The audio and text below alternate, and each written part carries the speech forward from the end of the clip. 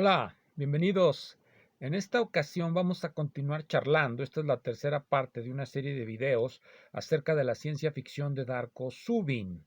En los dos videos previos, en el primero ya expuse más o menos el concepto de ciencia ficción de Darko Subin. En el segundo comencé a hablar de las objeciones que se le han presentado y en esta ocasión continuaré con las objeciones. En particular voy a comenzar con las que presentó Carl Friedman en su libro del año 2000. Critical Theory and Science Fiction de la Universidad Wesleyan. Este es el nombre del autor, Carl Friedman. ¿Qué es lo que nos dice Friedman? A favor o en contra de la definición de Darko-Subin, él va a estar en contra. Nos dice en contra de la definición de Darko-Subin que, como mencioné en el video anterior, esa idea de que el novum, voy a recordar aquí lo que es novum. Novum es lo nuevo, una categoría tomada de Bloch, de Ernst Bloch, pero debilitada, ya no es una categoría que nos hable mesiánicamente, sino es una categoría que nos habla, pues, de este mundo, ya innovaciones creadas por la ciencia. Eso va a ser un novum, una innovación creada por la ciencia y que por lo tanto ha de tener una justificación cognitiva. Esos son los dos elementos que nos permiten reconocer un texto de ciencia ficción, la presencia de un novum, que es un artilugio como los que pensaba Shklovsky, pero que funciona para desautomatizarnos del mundo de nuestras condiciones empíricas y produce el extrañamiento, pero ese extrañamiento obtiene una explicación que ha de ser congruente con la ciencia de nuestra época. Bien, la primera objeción de Carl Friedman es precisamente no contra el novum. Él está muy de acuerdo con el novum. Todos los marxistas están de acuerdo con la presencia de un novum en la ciencia ficción. Hay algo nuevo, pero no están de acuerdo y nunca nos sabe uno decir por qué no estarían de acuerdo, excepto por la pereza en que el novum tenga una justificación científica. Friedman lo deflaciona esto de la explicación científica para hablarnos de un efecto de explicación. Él dice que lo toma de Barthes. Debe de provocar en el lector una suerte de efecto que le haga creer que, bueno, pues en cierto sentido hay una explicación. Por supuesto, esto va directamente contra la idea de desautomatización del texto.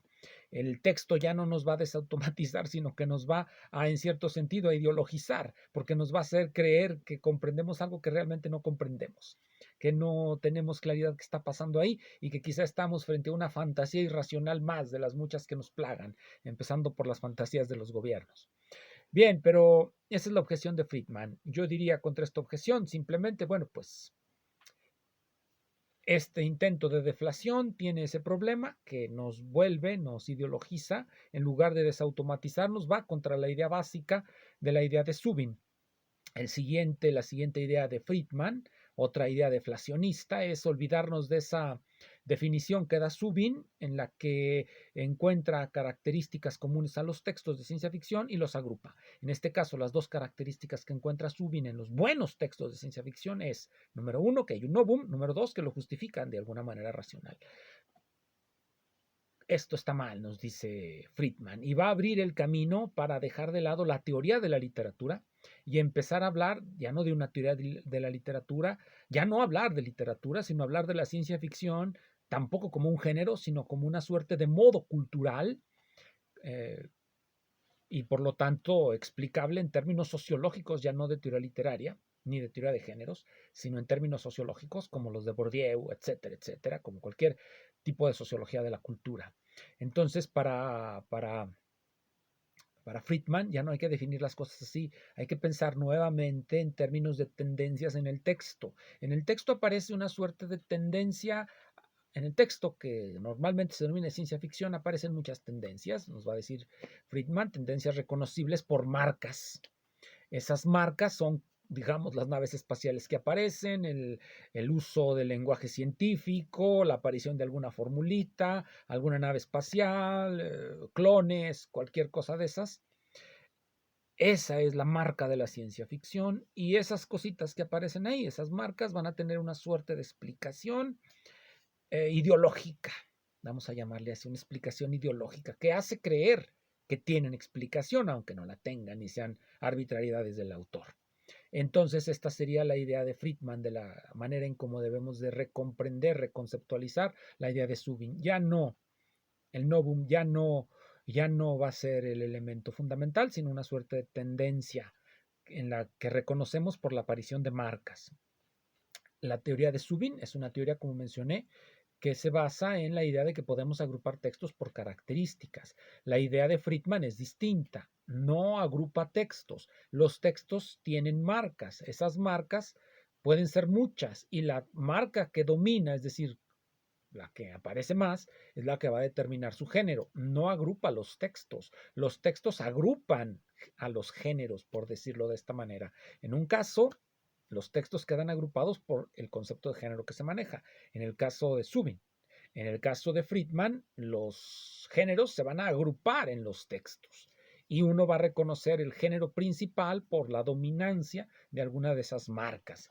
Estas son las grandes contribuciones que hace Friedman en este libro, Critical Theory and Science Fiction. Esto abre el camino para, como ya mencioné, olvidarnos de la literatura y empezar a hablar de otras cosas, de la ciencia ficción como un modo cultural, como un fenómeno cultural y por lo tanto no explicable con ayuda de las herramientas que nos puedan proveer, pues los textos que pues son libros que leemos en la soledad, ¿no? Esto nos habla de fenómenos masivos, carteles que vemos en común, toda la propaganda en la que aparezcan naves espaciales, las películas, las series que aparecen en los flujos, etcétera, todo ese tipo de cosas que podemos reconocer, como dice, vemos las marcas y vemos una marca dominante, si vemos una serie de televisión en donde aparece dominantemente un robot y ambientes futuristas, pues es una película de ciencia ficción, aunque no tenga nada que ver con el novum, porque bueno, pues el novum parece reducirse en el caso de Friedman a la aparición de esa parafernalia tecnológica,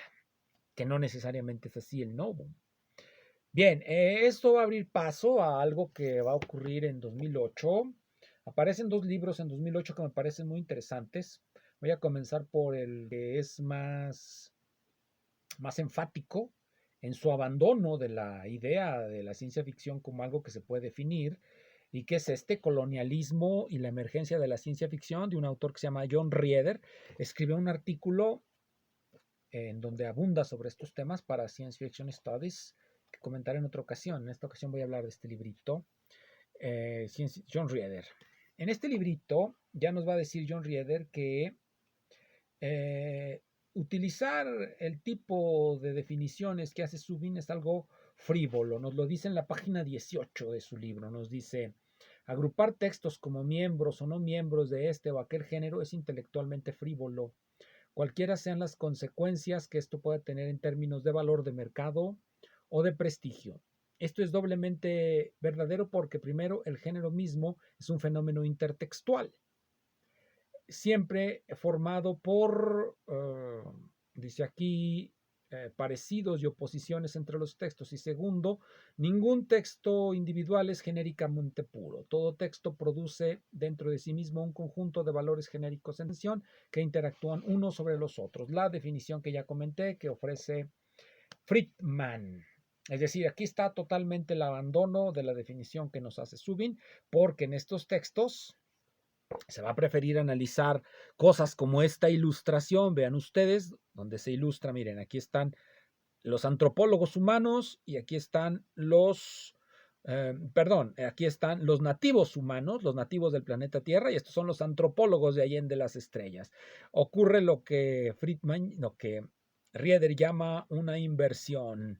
Generalmente, por eso habla del colonialismo, la antropología ha sido una actividad que hacen las potencias coloniales sobre pueblos que se supone son sus antecesores sincrónicos. Y por lo tanto, en la ciencia ficción hay unos sucesores también sincrónicos que serían las potencias de ahí en del espacio. Ese tipo de cosas van a analizar. Ya no propiamente literatura, quiero decir, esto ya es una pintura, una representación gráfica. El otro libro que me parece también muy interesante es Las siete bellezas de la ciencia ficción, de István Csikszentmihalyi Jr. Va a decirnos más o menos lo mismo que nos dicen Friedman y Rieder. Va a decirnos más o menos lo mismo en un capítulo que se llama La Segunda Belleza, los novums ficticios. Los novums ficticios. Es un capítulo muy interesante donde va a hablar mucho sobre la cuestión del novum. Seleccioné algunos pasajes que me parecen los más representativos sin despreciar que el texto en sí mismo es algo que merece ser leído. Los novums son, nos dice en general el señor Ronay, algo muy bello dentro de la ciencia ficción. Bien, son bellos, pero su función no es ser bellos. Al menos en la definición de Subin, en la de él sí. Vemos en los pasajes que nos dice Sixer y Ronay y que son interesantes en sí mismos para lo que estoy diciendo. Bueno, no en sí mismos, sino son funcionales para lo que estoy diciendo. Dice así, la mayor parte de las audiencias de la ciencia ficción no demandan y no están inclinadas a procesar semánticamente pruebas muy demandantes. De hecho, lo que demandan como mínimo es una ilusión potente de percepción y comprensión de lo nuevo. Es decir, no demandan que se les explique por qué la máquina del tiempo funciona. Simplemente quieren sentir, diría uno. La ilusión, dice aquí, exigen como mínimo una ilusión potente de percibir y comprender lo nuevo. Una ilusión de comprensión de lo nuevo, que es en la que vivimos diario. Nuevamente, estos señores están degradando la definición de Subin porque sus audiencias no son demandantes. Es que en esto se equivocan, en esto hay que darle completamente la razón a González Maestro. Un libro de texto, una novela, sobre todo las novelas de buena literatura, son exigentes con el lector. No le hacen concesiones. El lector ha de esforzarse por comprender lo que dice la novela. Esto que nos dicen estos autores anglófonos es degradarnos. Al menos Subin exige que nos desautomaticen, al menos los formalistas exigen que haya una desautomatización de nuestra vida cotidiana. Estos señores ya ni eso. No, sigue metido en tu vida cotidiana, ilusiónate. Ilusiónate, en eso tiene razón Maestro. Esto es lo interesante de estos textos a la luz de lo que nos dice González Maestro. Para mí, bueno, pues para él, como dice González, pues para él, ahí él sabrá lo que le gusta o no.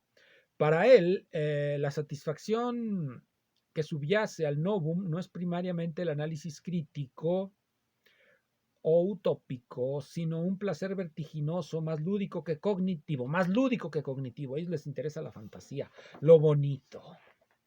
Bien, vamos al siguiente pasaje. Ese pasaje anterior fue muy ilustrativo, por eso lo leí. Ahora va este otro, este está en la página 73, dice así, la mayor parte de los novums típicos de la ciencia ficción son solamente ostensiblemente científicamente racionales.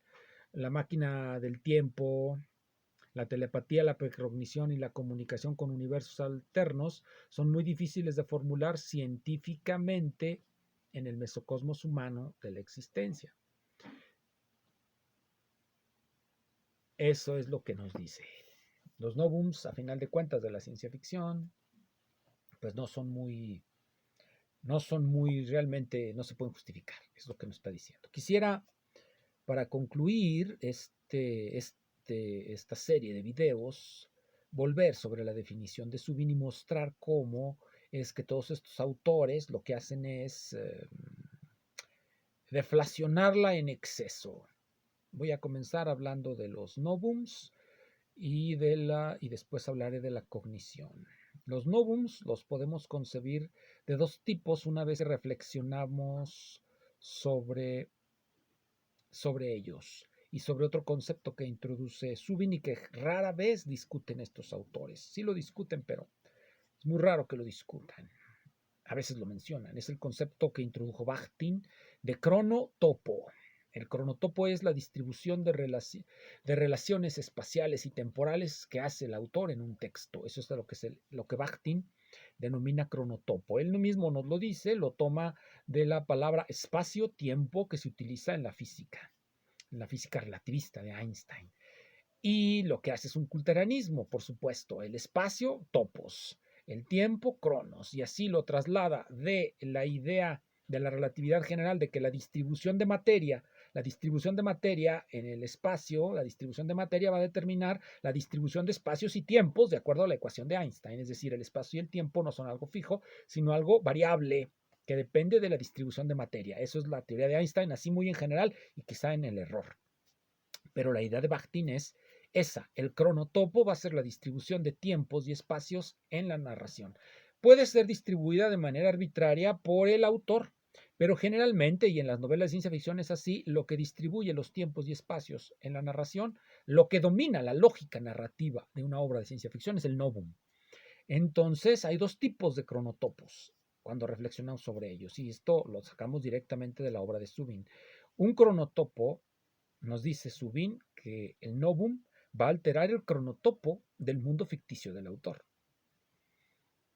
Pero para que un novum pueda alterar las relaciones espaciales se necesita una cierta infraestructura material.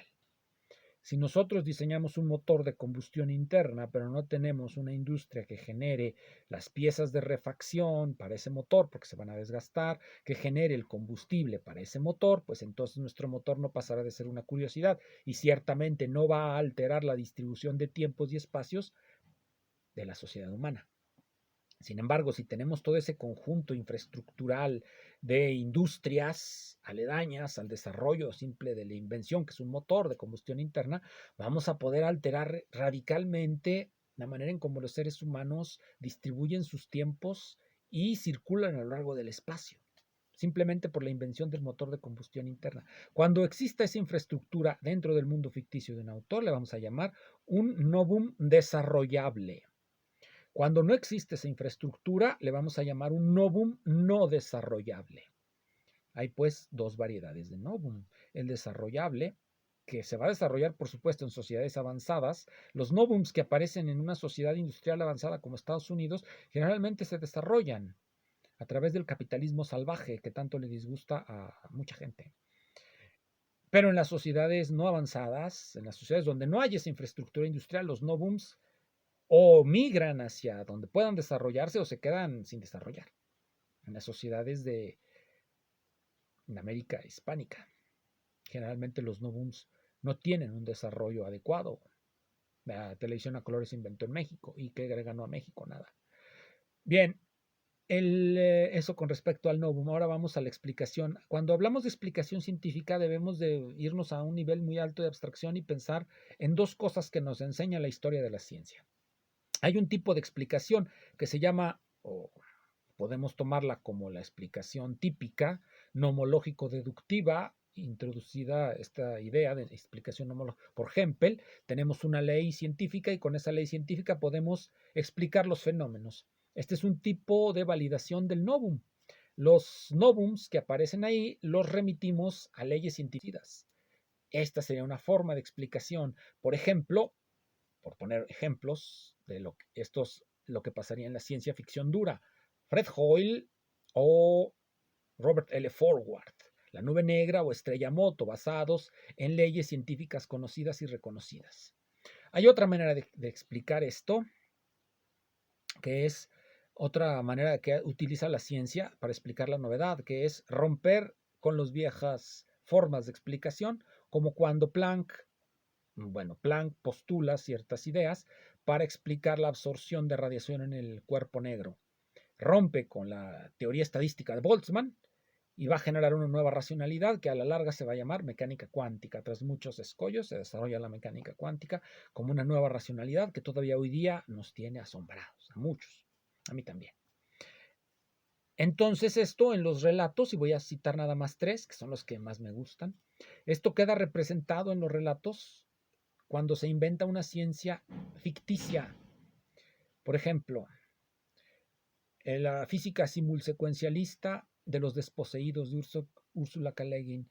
Por ejemplo, la psicología de las equivalencias totales en el mundo sumergido de Ballard, o las famosas ecuaciones de Haertel, de las novelas del complejo de Haertel de James Blish. Se inventa una ciencia ficticia, obviamente, para mostrarnos que la ciencia evoluciona, es un fenómeno histórico. Esto es lo que hay que tener en cuenta y que a veces se olvida, y lo olvidan todos estos humanistas, que la ciencia cambia, se autocorrige y que la naturaleza es inagotable. Esperemos que como la imaginación humana. Muchas gracias.